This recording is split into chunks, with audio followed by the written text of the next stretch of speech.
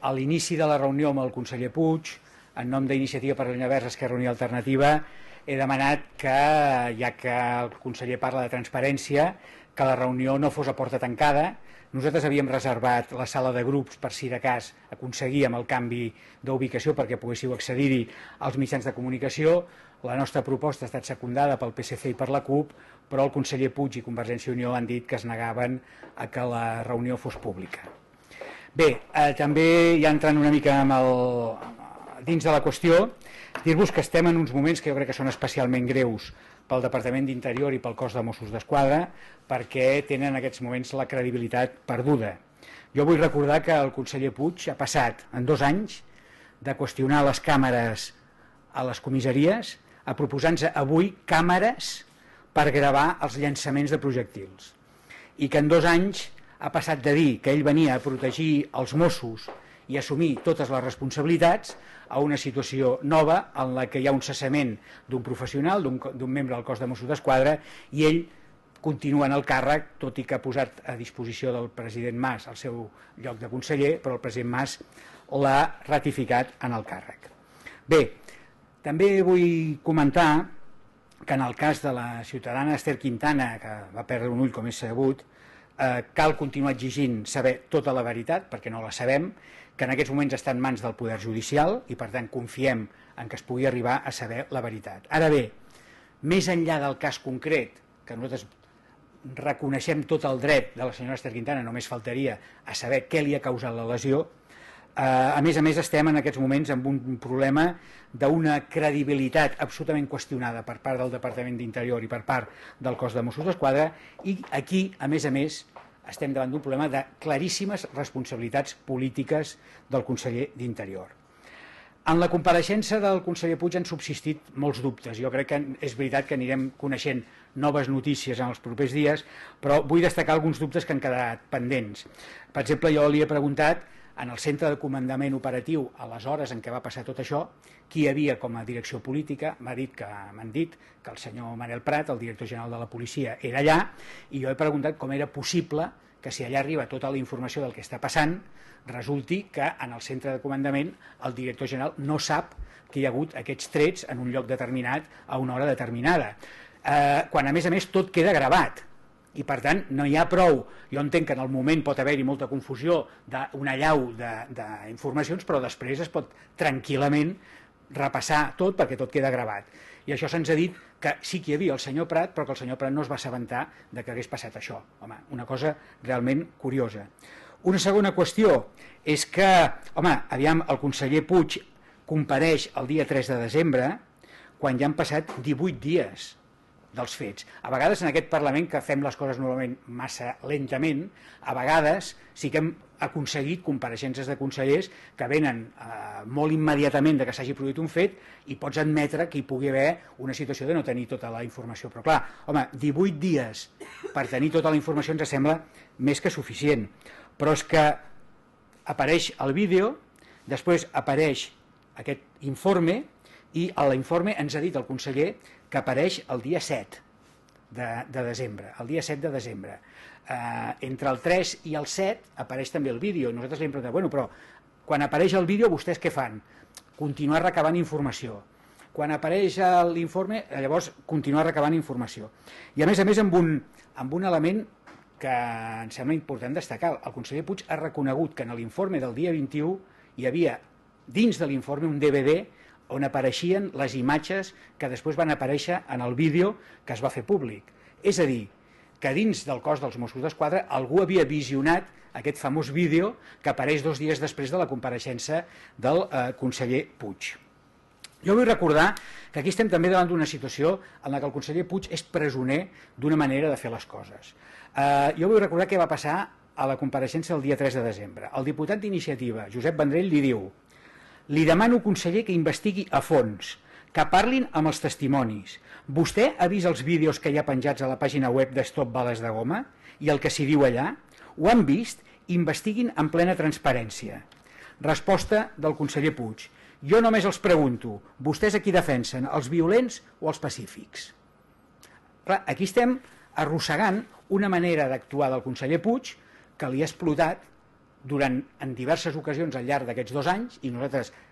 sí que hem demanat la dimissió del conseller Puig en el Parlament de Catalunya com a mínim en 3 ocasions, i ara l'hem tornat a demanar, però és que el mateix tarannà del conseller Puig provoca això, perquè quan un diputat el dia 3 li diu simplement que continuï investigant, el conseller Puig acusa aquest diputat de fer el joc als violents, i el diputat li va contestar: escolti, és que defensar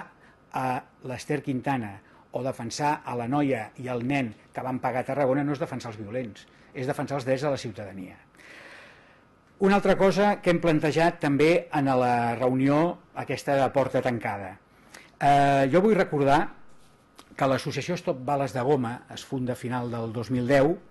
ens demana a l'any 2011, fa una ronda de contactes amb els grups parlamentaris, i això fa que al setembre del 2011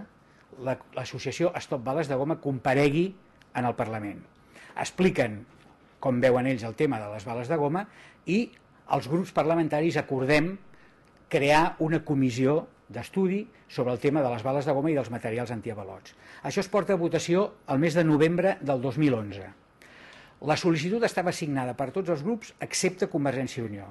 i sorprenentment, en el mig del ple del 30 de novembre del 2011, el PP, fruit dels acords amb Convergència i Unió, canvia d'opinió i vota en contra d'allò que ells mateixos havien sol·licitat, i per tant queda rebutjada la petició d'aquesta comissió. Avui el conseller Puig ho ha dit a dins i ho ha dit aquí també, ha dit que segurament s'haurà de fer la reflexió sobre aquests instruments antiavalots. Doncs bé, aquesta reflexió l'haguéssim pogut fer durant aquesta legislatura, que és quan els grups parlamentaris ho vam demanar. I és veritat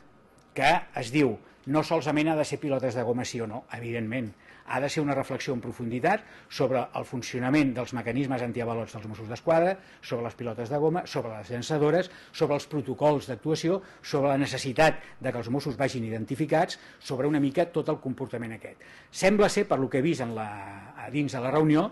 que uns amb més entusiasme i altres amb menys, jo crec que la pressió social és tan forta, que és que la carta que va enviar la Dolors Camats a tots els grups ara fa uns dies i que us hem repartit, en la que plantegem que una de les primeres coses que es faci en aquesta legislatura és crear aquesta comissió d'estudi, jo estic gairebé convençut, primer, que ja hi ha majoria per portar-la a ple, perquè en 2 grups n'hi ha prou, però que en el ple veig gairebé impossible que es voti en contra. Evidentment es matitzarà que no solament és pilotes de goma, estem també nosaltres d'acord, ho hem formulat així, però aquesta comissió s'ha d'estudiar. Però a més nosaltres hem plantejat en la reunió que es fes cas de l'informe del síndic de Greuges, que demana que mentre el Parlament no es pronunciï hi hagi una moratòria en la utilització d'aquests instruments, que hi hagi una moratòria immediata. I aquí sí que el conseller Puig ha dit en rotunditat que es negava a aplicar aquesta moratòria i que, per tant, si demà passés alguna cosa, aquests instruments es continuarien fent servir. Bé, jo vull destacar que avui el conseller Puig ens ha explicat que ha acceptat la dimissió del comissari Pla. També vull recordar que ja fa mesos nosaltres vam demanar la seva destitució arran precisament de tot el tema Plaça Catalunya, però sobretot de les declaracions que va fer en el programa del Jordi Évole, en la que plantejava que si Gandhi hagués estat assegut a terra pacíficament a la plaça Catalunya, els Mossos també haguessin hagut de carregar contra ell. Això el conseller va considerar que no passava res perquè ho digués un destacat membre dels Mossos d'Esquadra i va passar més o menys inadvertit, tot i que es va comentar moltíssim a nivell d'opinió pública. Però aquí el que no acaba de dir tampoc el conseller és per què ell accepta la dimissió del comissari Pla i en canvi permet que el president Mas el mantingui a ell en el càrrec.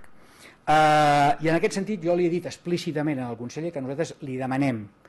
no ja que dimiteixi, que falten 2 o 3 dies o poc perquè hi hagi govern, sinó que expressés públicament, i s'ha negat a fer-ho, que ell renunciava a la possibilitat de tornar a ser conseller d'Interior. És a dir, molt bé, ell haurà complert el seu mandat de 2 anys, però nosaltres li demanàvem que digués, que fes arribar al president Mas que ell renuncia, no té disponibilitat a continuar sent conseller d'Interior. I, evidentment, s'ha negat a dins i, per lo que he vist, s'ha negat aquí també a explicitar-ho. Perquè, i ara vaig una mica més enllà del cas que ens ocupa, l'actuació del conseller Puig és la culminació de 2 anys d'errors molt greus que tenen un denominador comú i un fil conductor, que és la seva incapacitat per entendre que en uns moments de conflicte social fort, provocat per la crisi econòmica, provocat per les polítiques de retallades, en què s'han disparat exponencialment les mobilitzacions socials i els conflictes socials, el que no es pot és anar amb una posició que el que fa és dir que tot això són adversaris de la democràcia, que això es vincula amb els grups violents, i anar amb una predisposició de dir que tot això s'ha de reprimir. Hi ha una frase que marca i marcarà quan fem la petita història d'aquests 2 anys l'actitud del conseller Puig en relació a les matèries de seguretat. Quan ell va dir que ens hem de situar al límit de la llei i, si cal, una mica més enllà. Això és demencial que ho digui un conseller d'Interior. I és el que ha fet. I ha donat carta blanca a comportaments incorrectes minoritaris dels Mossos d'Esquadra, perquè aquí estava tot permès. Només per acabar us vull explicar un cas que nosaltres no deixarem que passi inadvertit, que és el cas de que després de la vaga general del 29 de març, per donar una citació judicial a 2 sindicalistes, un de comissions i un d'UGT, els Mossos d'Esquadra entren a la SEAT, emmanillen els sindicalistes, els porten a la comissaria de Martorell i els tenen durant unes hores incomunicats i semidespullats, aïllats de tenir fins i tot advocat. Això, quan ho vam denunciar amb el conseller Puig, també ens va dir el mateix que avui, és que jo no ho sabia. I jo li vaig dir, conseller, si vostè no ho sabia, ara el que ha de fer és obrir un expedient informatiu i sancionar aquesta actitud. I ara resulta que es va obrir l'expedient informatiu i que es va considerar que això no hi havia cap comportament incorrecte dels Mossos d'Esquadra, la qual cosa és al·lucinant. Per això hem decidit portar-ho a la Sindicatura de Greuges. Però és un exemple del que ha passat aquests 2 anys. És a dir, el que no pots tu és avalar determinades declaracions i determinades actuacions dient que cal situar-se al límit de la llei o més enllà, i després la història en minúscules té paradoxes, que és que això li ha explotat en el conseller Puig justament quan està com a conseller en funcions i suposo que amb aspiracions de repetir en el càrrec. I per tant nosaltres el que proposem és, i ho volem fer arribar en contundència al president Mas, un canvi radical de les polítiques de seguretat, un canvi radical que impliqui no la visió repressora i simplement d'això, que és un suïcidi per tothom i porta els Mossos d'Esquadra a un carreró sense sortida i a aïllar-se de la societat, sinó una política de seguretat que, pel que fa al tractament del conflicte social i de les mobilitzacions, prioritzi el diàleg amb les organitzacions socials, prioritzi la mediació, prioritzi un acord ampli amb tots els grups parlamentaris, prioritzi un acord ampli amb els sindicats i amb la resta de forces socials, i que per fer això és evident que el conseller Puig ha demostrat que ell no pot encapçalar aquest canvi i per tant ho hauria de fer una altra persona. Fins aquí el que us volia comentar i evidentment si hi ha qualsevol pregunta estic a la vostra disposició.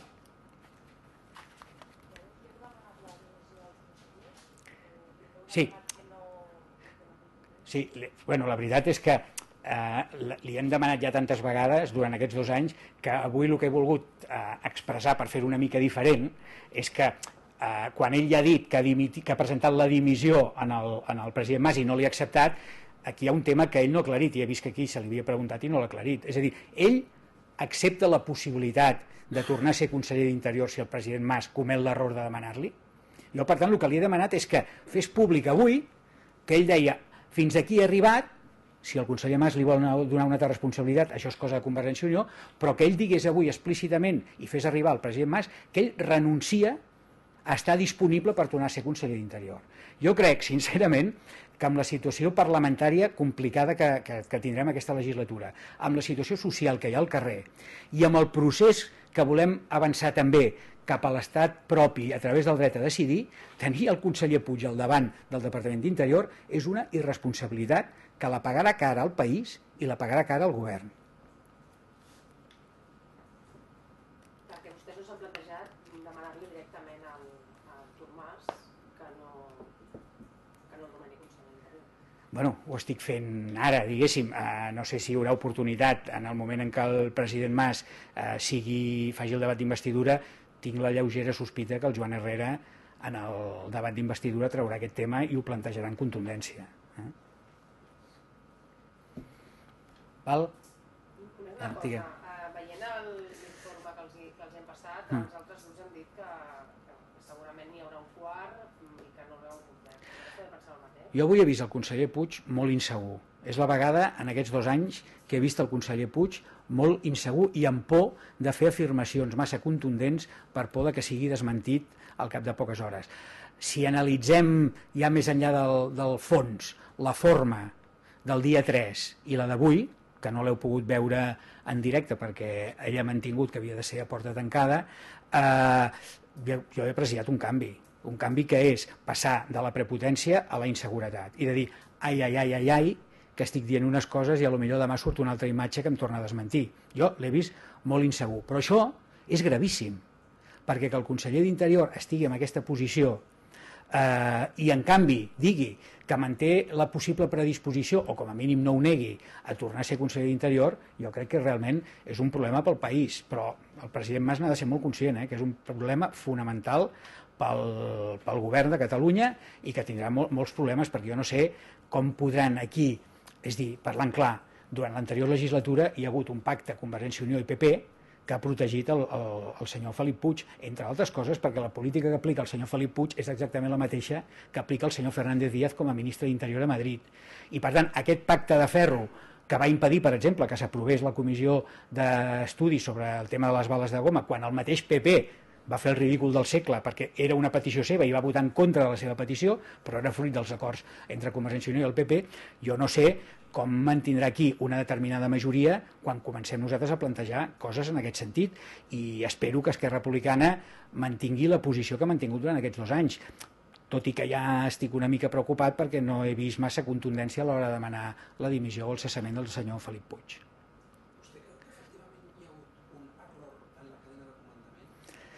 Clar, jo no tinc les dades per dir si és un error. Aquí el que hi ha hagut és... Sí, però és que és una distorsió o un error, en tot cas, gravíssim, perquè, repeteixo, jo puc entendre que si els fets passen el 14 i el conseller compareix el 17, això es pugui produir, però el que jo no entenc és que es pugui produir entre el 14 de novembre i el 3 de desembre quan, repeteixo, un tema que he insistit i us l'he remarcat aquí, segons ens han informat, jo no en tenia constància però ens han dit que era així, el director general de la policia era en el centre de comandament operatiu en el moment en què es van produir tots els fets. Per tant, jo no puc entendre que, o sigui, ja es fa difícil d'entendre que hi hagi un informe que no arriba al conseller quan el departament sap que el conseller ha de venir a donar explicacions al departament. Però és que, a més, no entenc que hi hagi un director general que està al centre operatiu de comandament i que pugui passar això, i tampoc, ja dic, no dic en el mateix moment, però que després no faci analitzar totes les gravacions per poder tenir la total seguretat del que va passar. Per tant, jo em crec que el conseller Puig no va mentir deliberadament. Jo vaig dir en el seu moment que o el conseller Puig o mentia o no controlava el cos de Mossos d'Esquadra. Si no va mentir és que no controla i no es pot fiar